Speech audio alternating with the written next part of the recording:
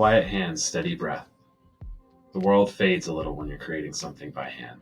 In the background here, that's my girl bringing a shirt to life with nothing but vinyl, heat, and patience.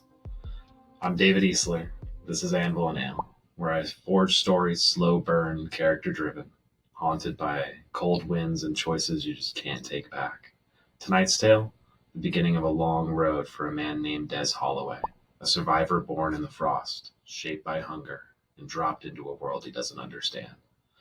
So while the press hisses in the background, settle in. This is chapter 1 of Des Holloway.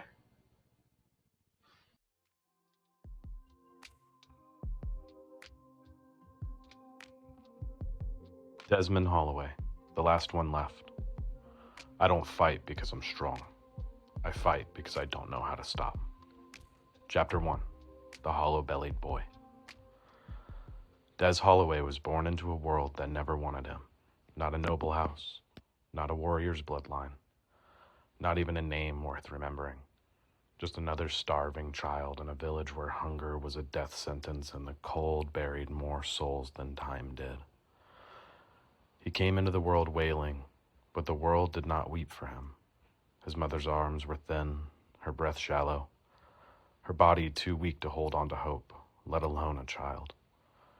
His father, a trapper with hands calloused by ice and scars, barely spared him a glance. There was no time for softness, no room for weakness, only the brutal weight of survival. The winters were merciless, stretching into eternity with their sheets of ice and wind that howled like dying things. The rivers froze, the earth locked itself away, and the animals fled to warmer lands, leaving nothing behind but frostbitten carcasses and starving men. The summers were crueler, if only because they carried the illusion of relief. The heat burned like a sickness, and the sky, a merciless, empty blue. The fields cracked and dry. Flies swarmed the corpses of livestock that could never afford to replace. Rot festered in the air. The people, they endured, or at least they tried. Des grew up in the shadow of gnawing hunger, a hollow pit in his gut that never quite went away. Hunger did not make him strong.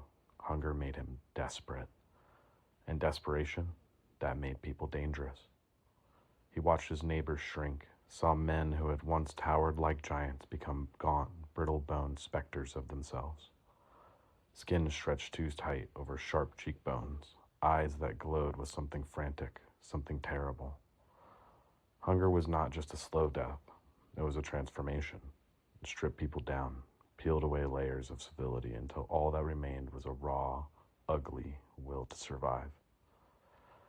He saw it in his mother's hands as they trembled over their last scraps of bread, and the way she counted each bite, rationing out their misery. He saw it in his father's eyes, dark and empty when another trap came bare, when another day passed without a meal. There were moments when he wondered if his parents even saw him anymore, or if they just saw another mouth to feed, another body to outlast. But Des learned. He learned that survival wasn't just about enduring. It was about taking. There were no heroes in hunger.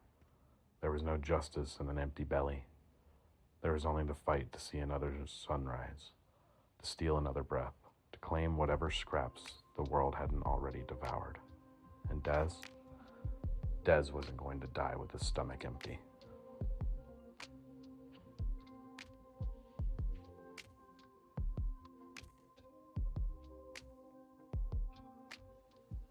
And that's one chapter closed, but Des's road is far from done.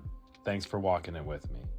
If you're still here, I appreciate you more than you know. Stories like this aren't just told, they're endured, same as Des. While he's out there wrestling ghosts and choices, we're back here battling vinyl backing and heat settings. Balance, right? Stick around, hit that follow if you haven't already, and let me know what you think of Des so far.